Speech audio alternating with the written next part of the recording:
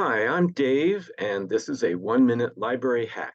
Let's look at finding a known article's full text. Let's begin by copying the first 7 to 10 words of a known title, such as Student Perceptions of Spirituality and Spiritual Care. Next, go to the library's main page at apu.edu/library.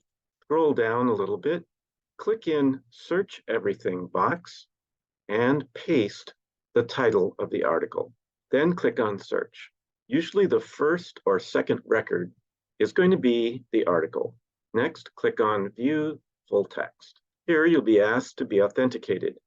Click on the center of the Open Athens box, and then type in your LAPU email account and your LAPU email password. Next, find the PDF link for the article. In this case, it's right here. This has been a 1-minute library hack.